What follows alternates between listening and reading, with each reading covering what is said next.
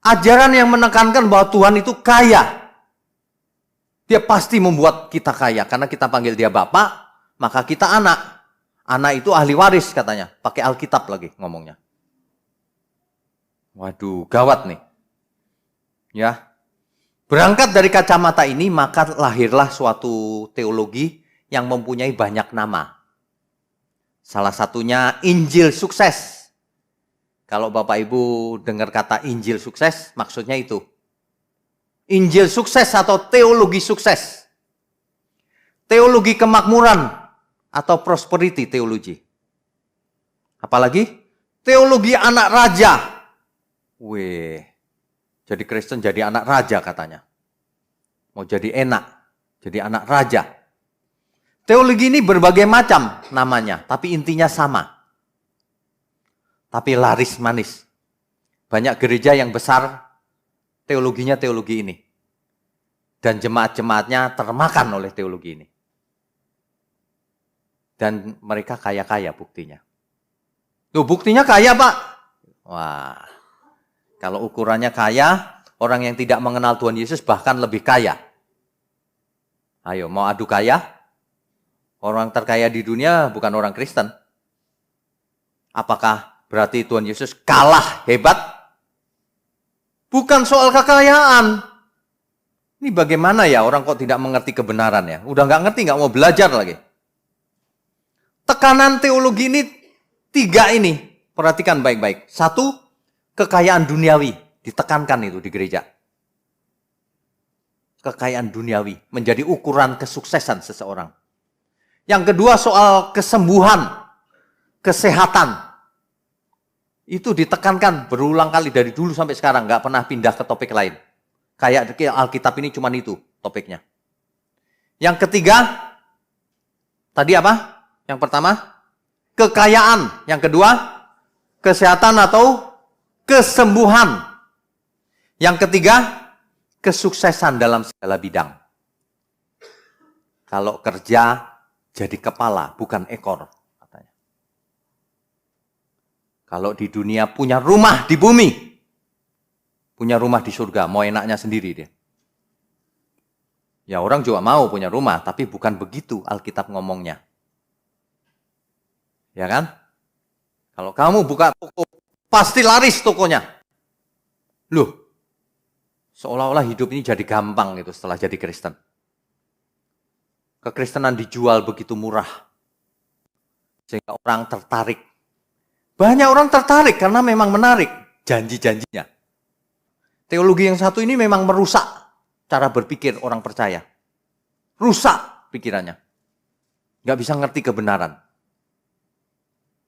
Di antara Bapak Ibu pasti ada yang pernah mengenal teologi ini. Pasti. Sebab ini umum di mana-mana.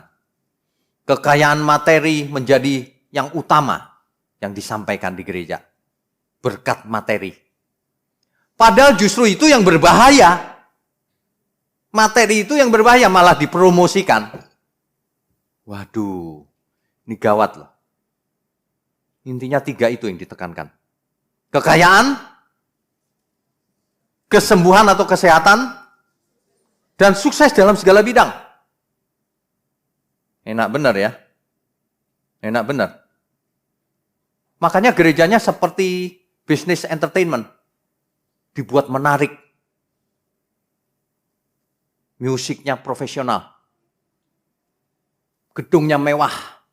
Lampu warna-warni seperti di diskotik. Saya nggak mengatakan itu salah loh. Bukan loh ya. Saya cuma mengatakan itu salah satu usaha menarik orang. Nggak apa-apa sih, tidak apa-apa. Tapi yang utama malah tidak dilakukan. Itu kan cuma sampingan. Yang utama kebenaran malah tidak disampaikan. Sesat itu namanya. Kalau gereja mau dibagusin untuk menghormati Tuhan, mempersembahkan yang terbaik, bagus. Tapi yang utama jangan Jangan dikurangi atau tidak disampaikan atau diabaikan. Itu sesat artinya. Seolah-olah di gereja itu begitu tujuannya. Mau foya-foya hidupnya. Mau bergaya jet set begitu. Itu bertentangan dengan Alkitab loh. Ya. Dunia ini rusak menjadi begitu-begitu itu. Gereja bukan membuat orang bertobat, malah memfasilitasi orang agar menyalurkan hawa nafsunya dengan pertolongan Tuhan. Seolah-olah rohani, seolah-olah. Ini benar-benar penyesatan sebenarnya. Biasanya kelompok-kelompok ini akan mengadakan suatu acara yang mengumpulkan dana. Udah pasti itu. Karena ujungnya uang sebenarnya. Dia butuh dana. Ayo Pak, bayar per puluhan. Nanti dibalas 30, 60, 100 kali. Bahkan bukan 100 kali. Minta berapa saja. Wih, mantep kan? Allah kita maha kaya, masa cuma 100 kali? Ada yang ngomong begitu? Matrek bener kau. Aduh. Bapak Ibu kalau ada yang mendengar ini bukan berarti kita lagi kepahitan atau apa. Bukan, sama sekali bukan. Tolong belajar lagi sebelum mati. Sebelum engkau mati, saya ingatkan. Sebab kita semua bisa mati setiap saat. Stroke jantung bisa mati setiap saat. Harus bertobat. Orang yang tidak sempat bertobat sampai ia mati, ia pasti ke neraka. Sudah pasti. Rugi kita. Rugi. Makanya kalau di gereja diajarkan yang begitu-begitu gitu ya. Gak apa-apa, makan aja. Bebas mau makan babi, kambing. Jangan khawatir, Allah kita berkuasa. Ini ajaran rusak ini namanya. Orang itu mestinya tahan hawa nafsumu, makan yang benar. Tubuhmu bait Allah. Mesti begitu ya. Ini malah makan aja, iman bro. Makan kok diimani. Ini makan kok diimani. Iman itu apa artinya? Rusak. Karakter jadi rusak. Kalau teologinya rusak, karakternya rusak. Kalau teologinya benar, mindsetnya, karakternya jadi benar. Gitu loh. Makanya, pilih-pilih ajaran itu yang benar. Ya, kita akan belajar secara teliti hari ini. Mestinya seseorang kalau punya nurani baik, dia waktu masuk gereja disodori begitu, pasti mengeritkan dahinya. Masa sih Tuhan begini? Tuhan kok kayaknya mengumbar kekayaan gitu. Kok jadi gampang kaya gitu seolah-olah kalau jadi Kristen. Kita lihat saja faktanya. Bapak Ibu, gampang. Menguji kebenaran itu gampang. Lihat saja faktanya.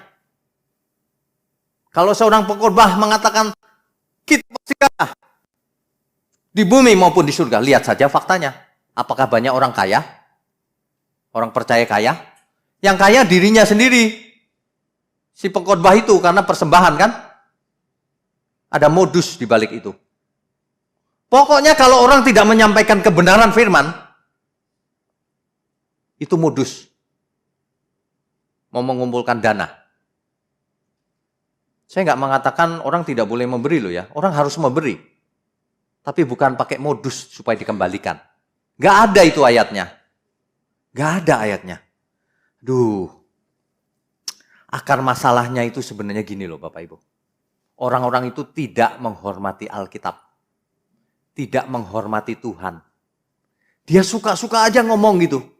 Nggak mau ngecek Alkitab, nggak mau belajar. Malas juga sih. Pemalas. Nanti kalau ditanya, buktinya aku kaya, diberkati. Ngomongnya kekayaan melulu, nggak ada yang lain. Gaya hidupnya super mewah.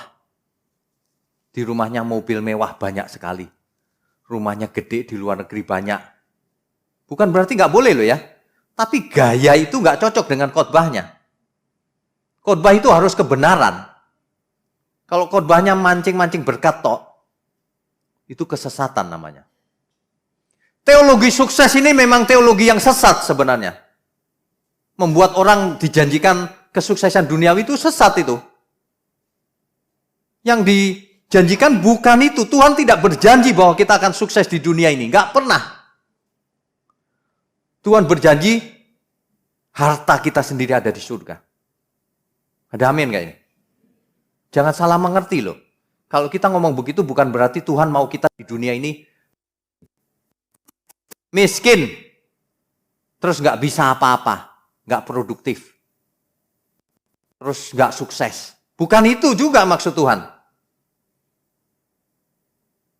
Tujuan utamanya apa? Inilah yang kita mesti permasalahkan.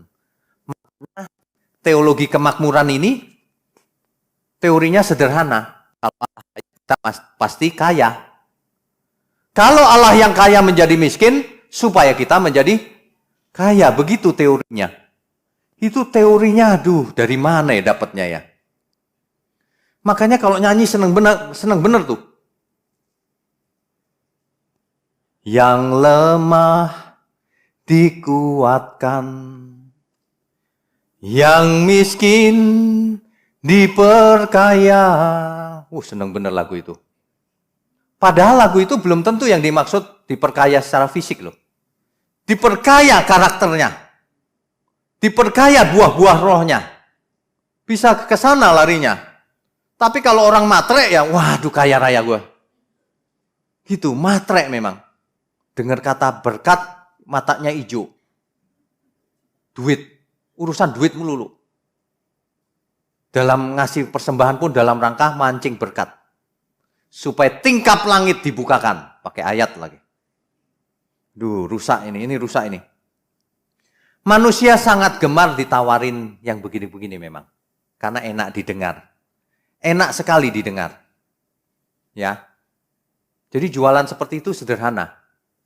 Kalau engkau percaya, engkau diberkati. Udah simple, segitu aja. Kalau mau sukses, gampang. Mulailah dengan memberi. Memberi perpuluhan maksudnya. Nanti perpuluhan, buah sulung dan sebagainya. Mengembalikan milik Tuhan dianggap memancing, dianggap investasi. Ini sesat loh. Kita mengembalikan berapapun, semuanya itu tetap milik Tuhan.